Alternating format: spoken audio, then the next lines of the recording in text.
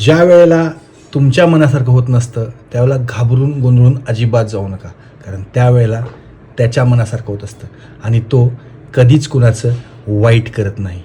एक आज खूप छान छोटीशी गोष्ट सांगतो, नक्की ऐका. एक US मध्ये प्रोफेसर होते.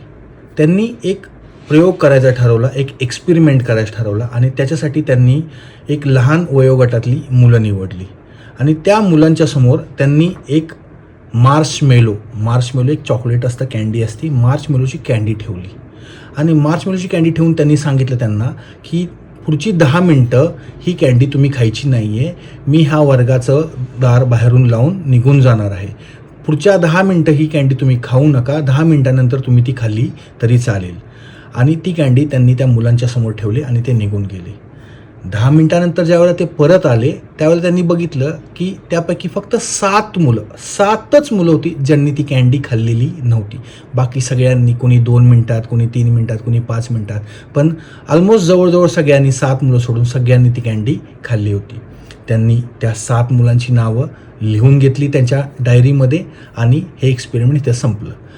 खूप वर्षानंतर त्यांनी त्या 7 मुलांची लिस्ट घेतली आणि बघितलं की ती मुलं आज कुठं काम करत आहेत आणि ते त्याच्या शोधात निघून गेले.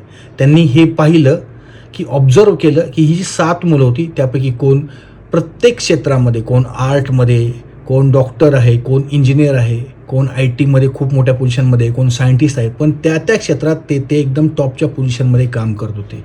मग ते परत त्या स्कूलमध्ये आले आणि इतर मुलांची यादी त्यांनी घेतली आणि त्या मुलांची यादी घेऊन त्यांनी ते चेक केलं.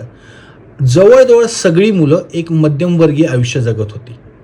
ह्याचं कारण त्यांनी लक्षात आलं की धैर्य, डिले ग्रॅटिफिकेशन, ज्या मुलांकडं धैर्य होतं, ज्या मुलांकडं डिले ग्रॅटिफिकेशन होतं, संयम होता, तीच मुलं सक्सेस झाली आणि ज्या मुलांकडं धैर्य नव्हतं त्यांना तेवढा सक्सेस त्यांच्या आयुष्यात मिळालेला नव्हता.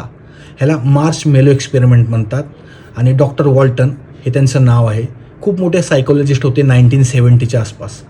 तर तुम्ही हेही लक्षात ठेवा, तुमच्या आयुष्यामध्ये पण ज्या वेळेला तुम्हाला एखादी गोष्ट हवी आहे तर ती तुम्हाला इन्स्टंट नको पाहिजे. तुम्हाला थोडासा वेळ द्यावा लागेल त्या गोष्टीला. धैर्य असणं गरजेचं आहे. बिल गेट्स, वॉरन बफेट हे सुद्धा धैर्याला तेवढंच किंमत देतात. बिल गेट्सचं एक खूप फेमस कोट आहे, patience is the key element of success. तर तुम्ही लक्षात ठेवा, धैर्य तुमच्याकडे असलं पाहिजे, कारण तुम्ही ही गोष्ट हमेशा एक लक्षात ठेवा की धैर्य असेल तर तुम्हाला जे पाहिजे ते मिळू शकतं. आणि लक्षात ठेवा, ज्यावेळेला तुम्ही एखादी चांगली गोष्ट ऐकताय तुम्ही तुमच्या ग्रोथ पार्टनर आयुषशी बोलताय. जय गुरुदेव.